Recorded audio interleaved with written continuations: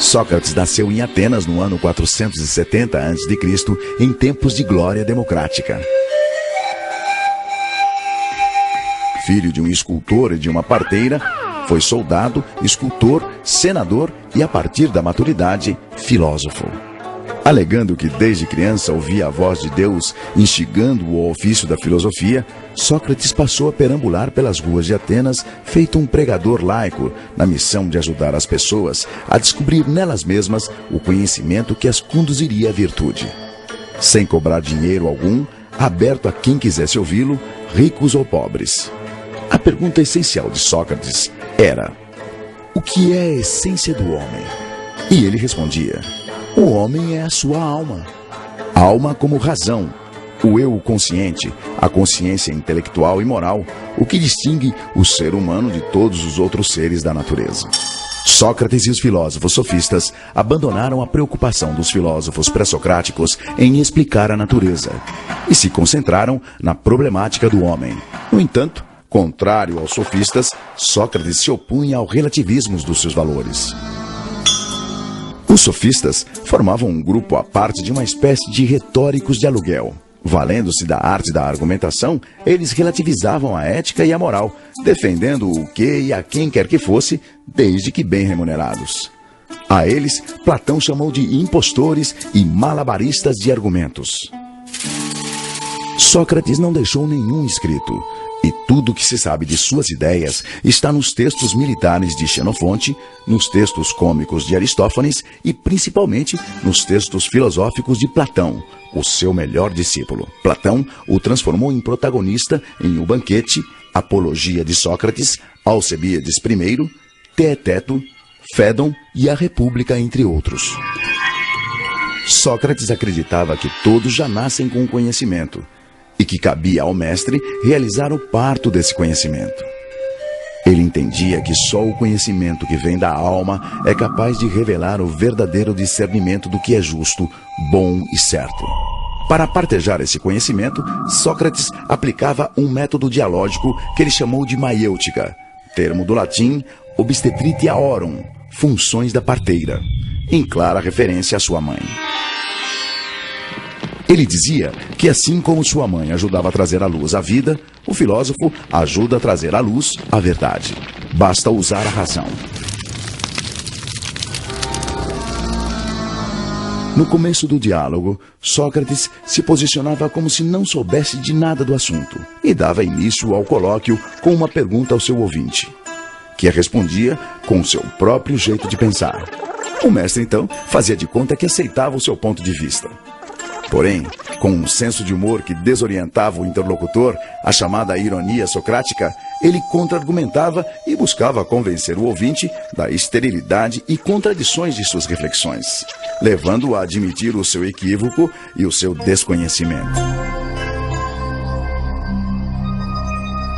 As perguntas feitas por Sócrates são próprias da chamada dialética socrática, isto é, do exercício de contrapor argumentos contrários.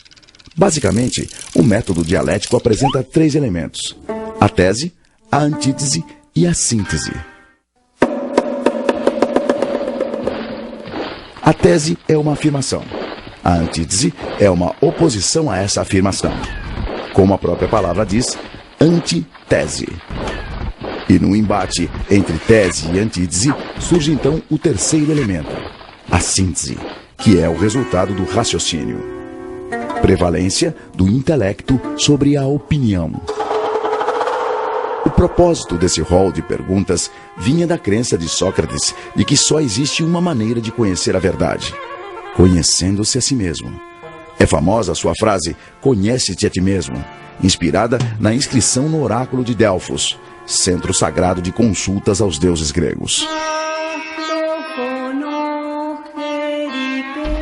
Para Sócrates, só quem conhece a si mesmo é que sabe que não sabe. A grande virtude, segundo ele, é saber que não sabe. Só sei que nada sei, ele afirmava. Quanto mais sabe que não sabe, mais sábio é um homem. E os que pensam que sabem e não sabem que não sabem, seriam, na sua concepção, os mais tolos. No texto Apologia de Sócrates, Sócrates relata que a pitonisa do oráculo de Delfos teria afirmado ao historiador e seu discípulo Xenofonte que o homem mais sábio de todos era ele, Sócrates. Logo eu, que justamente o que sei é que nada sei, um sábio? Então, Sócrates teria ido procurar políticos, poetas e artífices para provar que ele sim, por seus privilegiados ofícios, certamente seriam mais sábios que ele. Porém, decepcionado com sua arrogância e soberba, Sócrates confessou finalmente entender o que significava ser sábio para Delfos. Sábio é o homem capaz de perceber seus limites e imperfeições, compreender as ilusões das aparências, a efemeridade das paixões e, com a razão, controlar-se. Só assim saberá depurar seu coração e sua alma e agir com justiça e retidão. A crítica àquelas 3 categorias de cidadãos pesquisados por Sócrates resultou em ódio e vingança dos seus desafetos, culminando em sua condenação à morte por envenenamento por cicuta, promulgada por um tribunal. Seus acusadores foram Meleto pelos poetas, Anito pelos artífices e Licon pelos políticos. Eles acusavam Sócrates de 2 crimes: corromper os jovens com suas ideias subversivas e negar a existência dos deuses atenienses. Recusando-se a abrir mão de suas ideias, que o libertariam da condenação abrandada para exílio, Sócrates enfrentou a morte aos 71 anos como um ato de coerência e dignidade. No dia de sua execução, narrado na Apologia de Sócrates, o mestre reuniu os amigos e discípulos e, antes de beber o cálice fatal, despediu-se. Se de fato é como um sono, a morte seria um maravilhoso presente, porquanto todo o tempo se resume a uma única noite. Se, ao contrário, a morte é como uma passagem deste para outro lugar e que lá se encontram todos os mortos, qual o bem que poderia existir, ó juízes, maior do que este? Mas já é hora de irmos. Eu para a morte e vós para viverdes. Quem vai para a melhor sorte? Isso é segredo, exceto para Deus.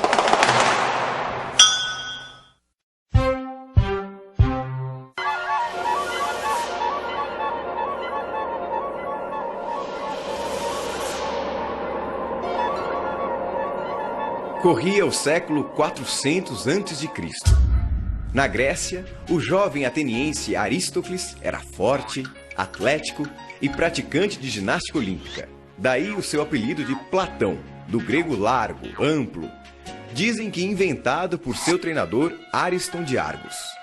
Filho de tradicional família de políticos, descendente do poeta e legislador Solon e de Cadmus, o último rei de Atenas, Aristócles, o Platão, viveu a fase áurea da democracia ateniense. Recebeu esmerada educação com vistas à prática política.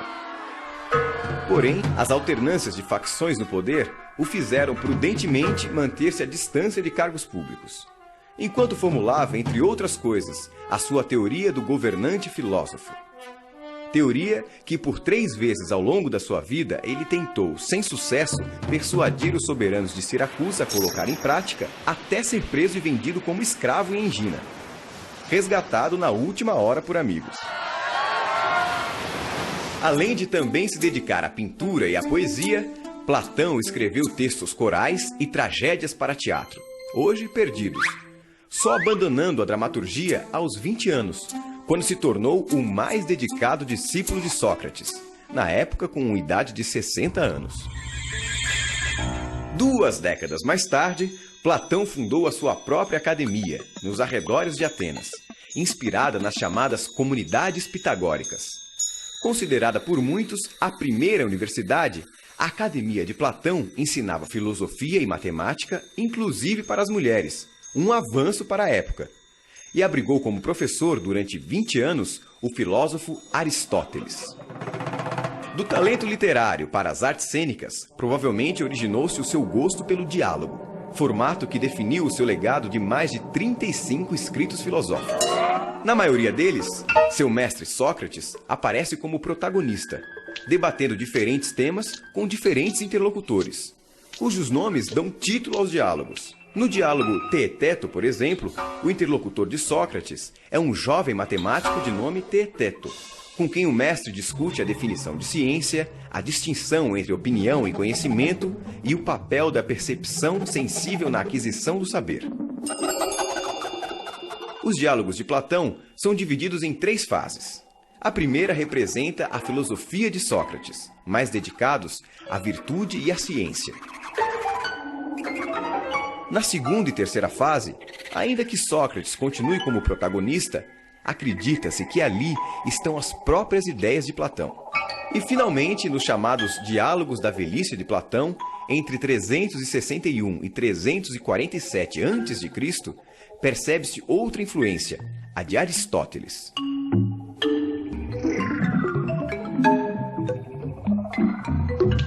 Os 2 trabalhos mais importantes de Platão são a sua Teoria Política e a Teoria das Ideias ou das Formas, que ele desenvolveu em vários diálogos. Na sua Teoria Política, Platão concebe uma polis, uma cidade ideal, de vida fraterna e justa. Nela existem apenas 3 categorias de cidadãos. Cada um desempenha uma única tarefa, aquela para a qual é melhor dotado por natureza.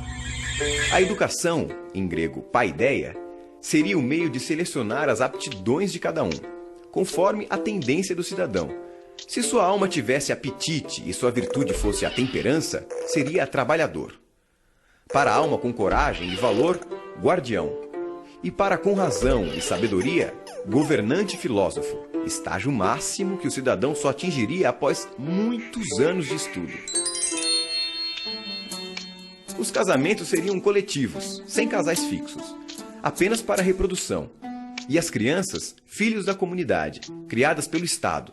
As mulheres não sofreriam discriminação, nem haveria qualquer diferença entre os sexos, inclusive para o serviço militar.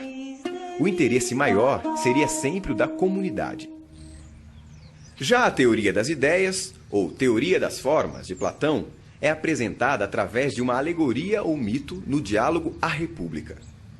O famoso mito da caverna é uma metáfora sobre a ilusão do mundo sensível, isto é, aquele apreendido pelos sentidos, em contraposição ao mundo inteligível, o aprendido pelo intelecto. Imagina homens numa morada subterrânea, em forma de caverna, com uma entrada aberta à luz. Desde a infância, de pernas e pescoços acorrentados. Não podem mexer-se, nem ver senão o que está diante deles. A luz chega-lhes de uma fogueira acesa numa colina, por detrás deles. Entre o fogo e os prisioneiros passa uma estrada e um pequeno muro, por onde homens transportam objetos de toda espécie. Se os da caverna pudessem se comunicar uns com os outros, não achas que tomariam por objetos reais as sombras que veriam daqueles homens e objetos? Tais homens não atribuirão realidade, senão as sombras? Sócrates conta ainda que certo dia um desses prisioneiros foge da caverna, quase cegando com o sol lá fora. Aos poucos, porém, ele se acostuma e acaba extasiado com a verdadeira forma das coisas, das quais antes só enxergava as sombras. No final, o fugitivo volta à caverna para contar sua descoberta aos outros, mas ninguém lhe dá crédito. Para Platão, o mundo que nos cerca é a caverna. A luz do fogo que a ilumina e projeta sombras é a ilusão propiciada pelos sentidos. O prisioneiro fugitivo é o filósofo. E a subida à região superior é a ascensão da alma ao mundo inteligível, ao sol do conhecimento. Platão acredita que tudo o que existe no mundo sensível, de pessoas a animais, de conceitos abstratos, como, por exemplo, o bom, o belo, a vagalumes, tudo mesmo existe antes em um mundo inteligível, ideal, onde fica a sua ideia perfeita correspondente.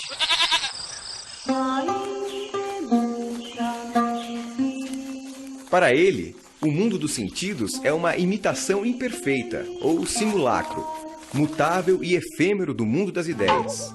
Ah, o mundo das ideias! Lá, onde a alma já andou antes de fazer parte do corpo. Esse sim é perfeito, imutável, eterno e universal. Assim, a ideia de cavalo, por exemplo, é perfeita e nunca muda. Seja um baio, um crioulo, um puro sangue, um percheron, um andaluz, um manga larga ou um pangaré. Platão morreu aos 81 anos na academia. E em sua lápide ficou registrado: aqui jaz o divino Aristóteles, que em prudência e justiça soube exceder a todos os mortais. Se a sabedoria eleva alguém às alturas, este as conseguiu.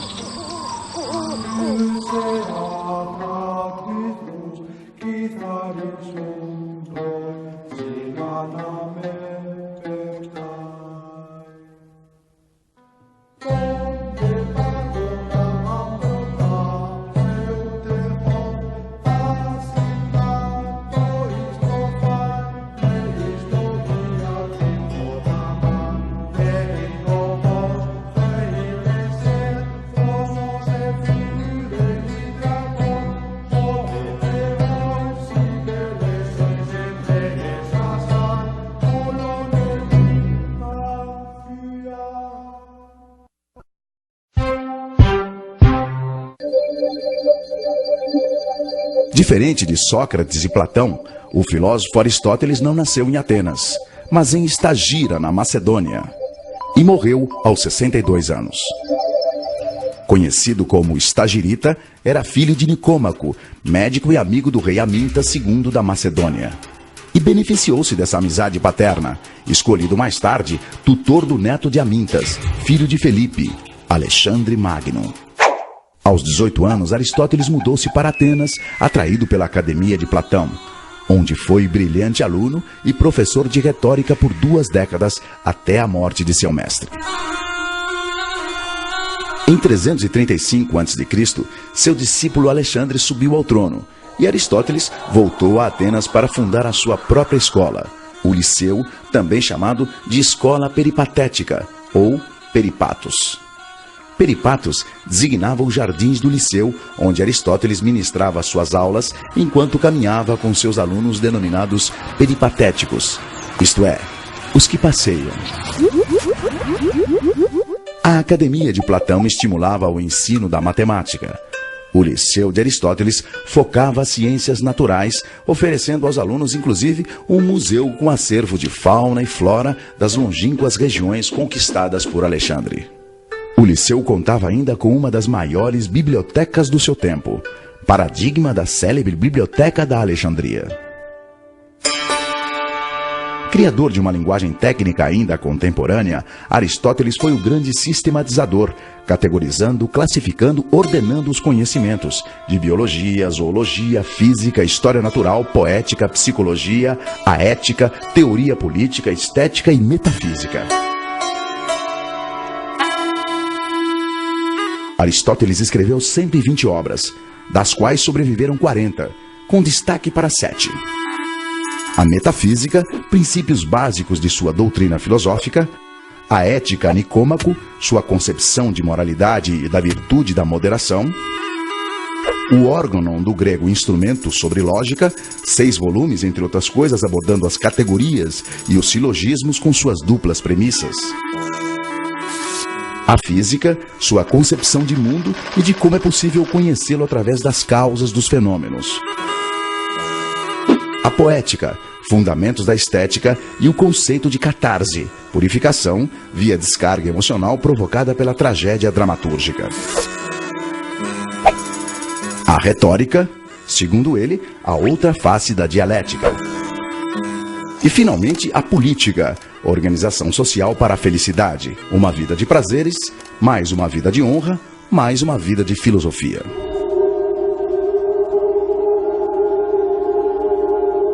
Aristóteles foi um crítico da teoria das ideias.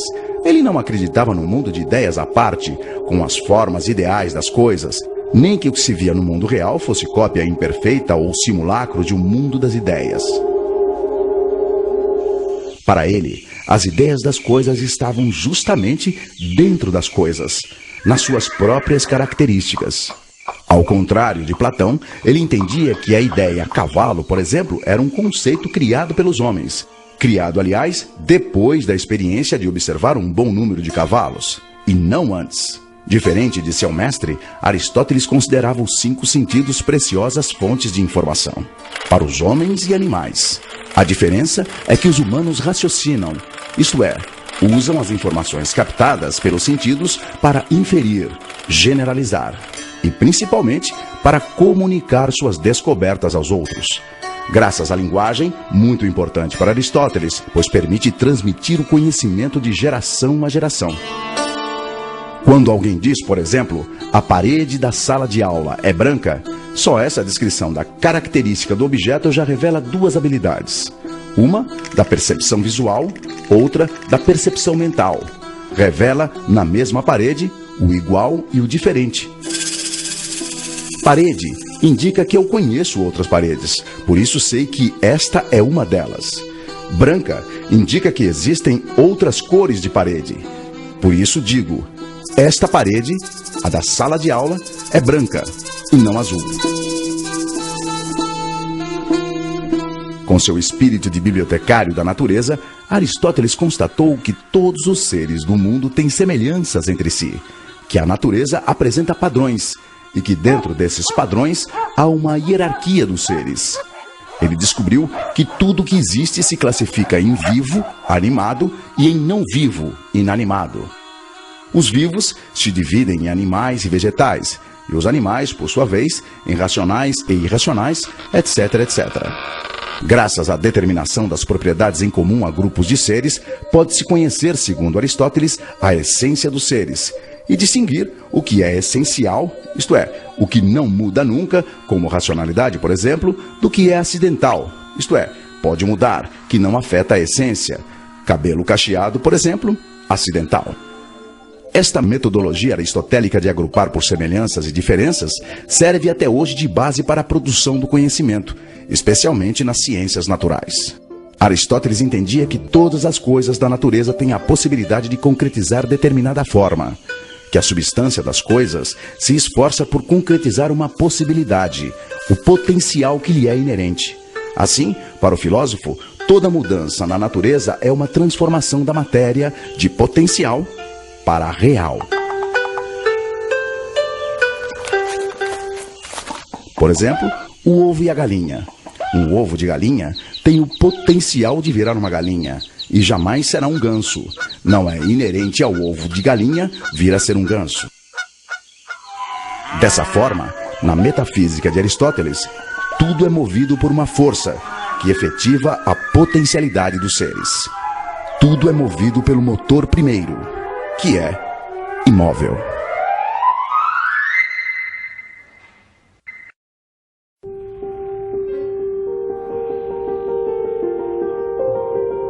Será que todas as coisas que já penetraram em minha mente não são mais verdadeiras que as ilusões dos meus sonhos?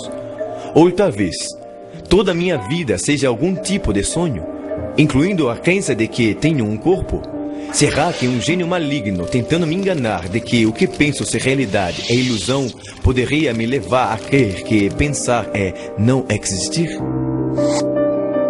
Nas primeiras décadas do século XVII, essas e centenas de outras perguntas faziam parte do cotidiano e do método investigativo do filósofo francês René Descartes. Penso, logo existo, disse ele. Com o exercício da subjetividade e a confiança na razão, Descartes revolucionou o pensamento filosófico e científico, até então subordinado à autoridade da Igreja, à escolástica e aos líderes políticos ditos escolhidos por Deus. Contra as disputas religiosas sangrentas que reinavam na Europa, Descartes ofereceu a razão. O seu subjetivismo, que valorizava o sujeito científico, indicava o caminho para a objetividade e para o rigor intelectual igualitariamente. Ele colocou ao alcance de todos as ferramentas para a descoberta da verdade. Sua tese mais importante foi propor que cada um pensasse por si mesmo. A autoridade da filosofia passou a se fundar não mais nas escrituras ou nos sábios, mas na mente do filósofo. Esse paradoxo da objetividade dentro da subjetividade, com a exigência da certeza e a isenção da dúvida para o êxito da investigação científica, inaugurou um novo estágio no pensamento filosófico, motivo pelo qual Descartes é considerado o pai da filosofia moderna. René Descartes, ou Renato Cartesius, como ele se assinava em latim, nasceu em 1596 na pequena La Haye, na França. De família aristocrática, órfão de mãe, estudou interno no colégio jesuíta La Flèche e formou-se em Direito. E acabou se alistando como voluntário militar na Guerra dos 30 Anos no exército de Maurício de Nassau. Morou na Holanda mais de 20 anos e faleceu em Estocolmo como mestre de filosofia da rainha Cristina da Suécia, pouco antes de completar 54 anos. Influenciado pelas ideias de Galileu e pela amizade com o físico e matemático holandês Isaac Bikman, Descartes tomou do amigo o raciocínio simples e fácil que os geômetras empregam para chegar às suas mais difíceis demonstrações, como ele mesmo observava, bem-humorado. E saiu em busca ambiciosa de um novo sistema de conhecimento. Um método único que mensurasse todas as realidades observáveis no mundo físico, celeste ou terrestre. Ele queria explicar o mundo a partir da mecânica elementar das partículas, usando os princípios da figura, do tamanho, da posição e do movimento das partículas da matéria. Para ele, todas as coisas que caem sob o conhecimento humano estão interconectadas da mesma forma. Como escreveu em uma de suas obras mais conhecidas, Discurso do Método, publicada em 1637. O modelo matemático do sonho de Descartes abarcava todos os saberes em uma só unidade. Tanto que ele criou a metáfora de uma árvore do conhecimento, onde o tronco era a física, sustentando todas as ciências com o seu raciocínio analítico. Na busca da premissa da evidência, Descartes propunha o exercício da dúvida metódica, radical, hiperbólica como método até o nível do absurdo, quando a própria dúvida forneceria então a verdade indubitável.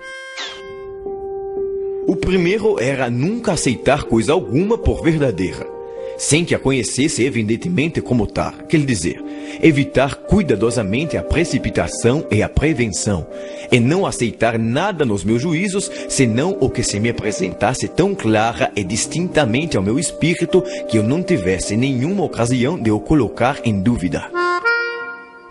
Depois de eleger a evidência, Descartes sugeria dividir em partes tantas quantas necessárias para a análise. E então, colocar os conhecimentos em uma certa ordem, dos mais simples aos mais complexos. Era a ordenação. E o último, fazer sempre enumerações completas e revisões gerais para nada omitir. A concepção de mundo e de homem de Descartes se baseava no que ficou conhecido como dualismo cartesiano. A divisão da natureza em dois domínios opostos, o da mente ou espírito, que ele chamou de recogitans, a coisa pensante, consciente de si, livre e sem dimensão espacial, e o da matéria, que ele chamou de re-extensa, a coisa extensa, isso é, a material, mensurável, espacial, sem consciência e mecanicamente determinada. Deus, para Descartes, representava a ponte entre o mundo subjetivo do pensamento e o mundo objetivo da verdade científica. A mente e a matéria são criações de Deus, um ser perfeito e legitimador das evidências verdadeiras da razão.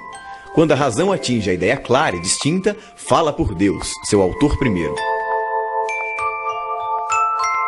Em sua premissa mais famosa, evidência número 1, que fundamenta todo o raciocínio cartesiano, Descartes exercita a dúvida até atingir o seu ápice.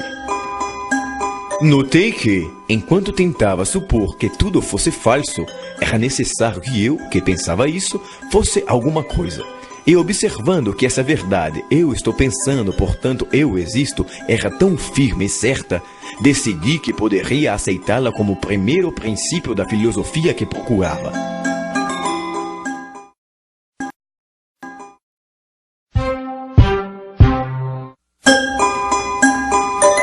Jean-Jacques Rousseau nasceu em Genebra, na Suíça, em 1712. Aos 16 anos, tornou-se o protegido de Madame de Warren. Aos 30, mudou-se para Paris como professor de música. Colaborou com a famosa enciclopédia de Diderot e d'Alembert no Verbete Musica. E aos 38, conquistou o prêmio da Academia de Dijon com seu Discurso sobre as Ciências e as Artes.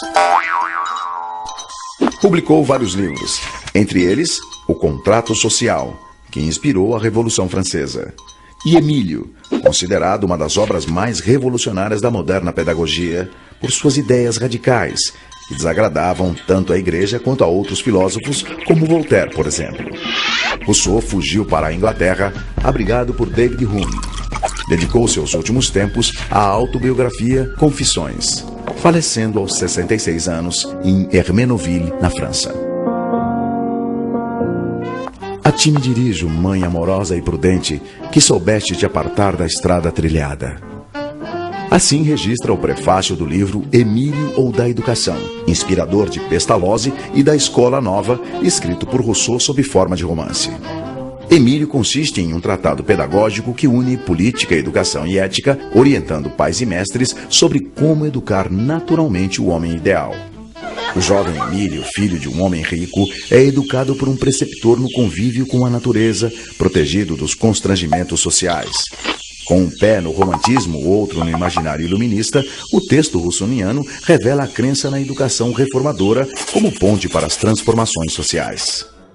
Emílio é o representante da espécie humana em seu potencial de virtude, educado para viver bem consigo, com sua futura companheira Sofia e com os outros, em uma sociedade livre e democrática.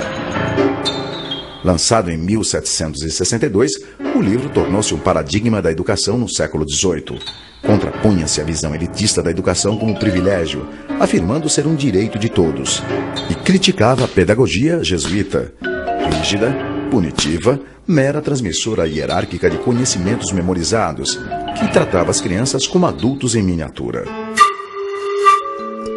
Com sua visão naturalista do mundo, baseada nas lições da natureza, Rousseau foi uma espécie de descobridor da infância, o primeiro a entender a infância como uma forma particular de ser humano, diferente da idade adulta. O aprendizado era conduzido pelos interesses do próprio aprendiz, em uma educação de dificuldades progressivas, lúdicas e interativas, que evoluíam naturalmente dos sentidos ao espírito.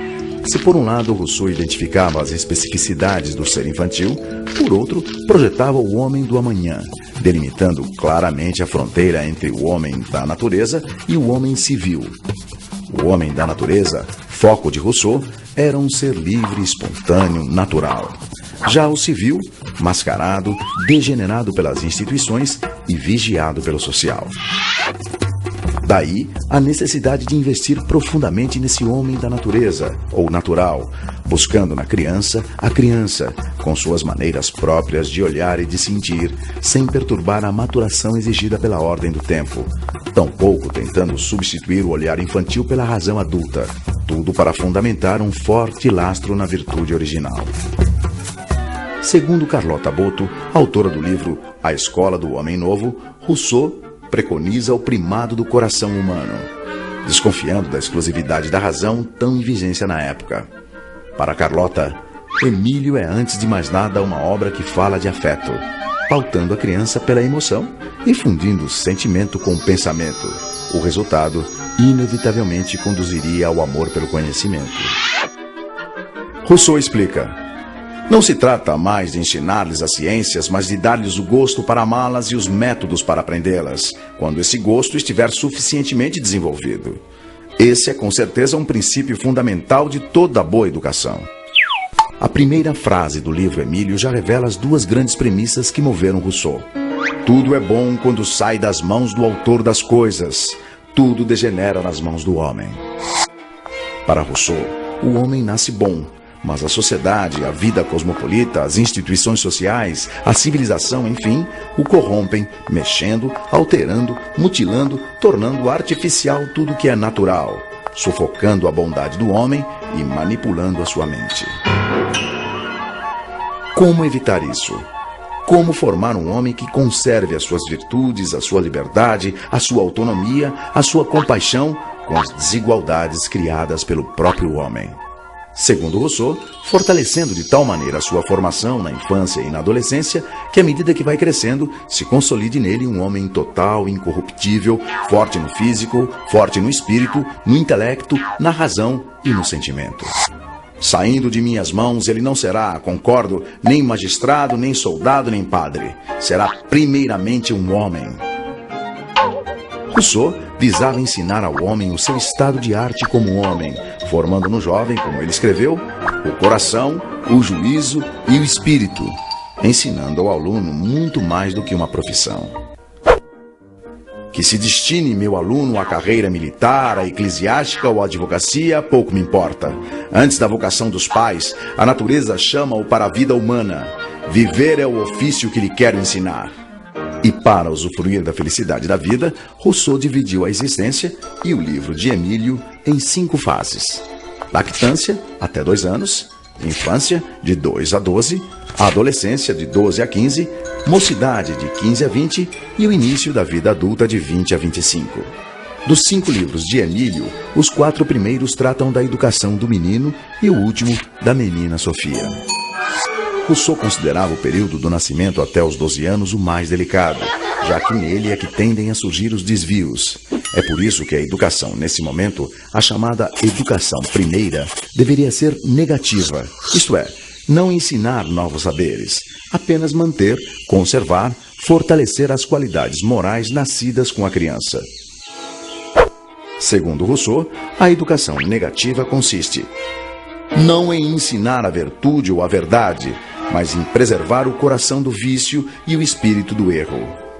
Nesse período, o mestre interfere o menos possível, muito mais estimulando bons sentimentos e o usufruto dos sentidos na busca da experiência do que se impondo positivo com novos ensinamentos acadêmicos, muito mais não fazendo que fazendo. Daí a expressão negativa. Para Rousseau, não se deve apresentar à criança ideias complexas e abstratas antes do desenvolvimento da razão, porque na infância, segundo ele, a razão dorme. Assim, a primeira etapa, quando a criança tem necessidades mais físicas, deve ser voltada a cuidar do corpo e do aperfeiçoamento dos sentidos, longe de punições. Tudo o que a criança aprende nessa primeira fase deve vir ludicamente do olhar, tocar, ouvir, sentir, provar, exercer os sentidos, diz Rousseau. Não é somente fazer uso deles, é aprender a bem julgar por eles, é aprender, por assim dizer, a sentir. Para Rousseau, aprende-se na vida com 3 mestres: com a natureza, com as coisas e com as pessoas. Só no início da adolescência, quando a razão começa a surgir, é que as pessoas, e não mais apenas a natureza e as coisas, passam a ter importância no processo educativo. Só então os livros e as operações abstratas são apreciados. E Emílio, enfim, pode vir a se completar como adulto e homem total da utopia de Rousseau. Assim, seu corpo e seu espírito se exercitam ao mesmo tempo. Quanto mais se faz forte e robusto, mais se torna sensato e judicioso. É o meio de ter um dia aquilo que julgam incompatível e que quase todos os grandes homens reuniram em si: a força do corpo e da alma, a razão de um sábio e o vigor de um atleta.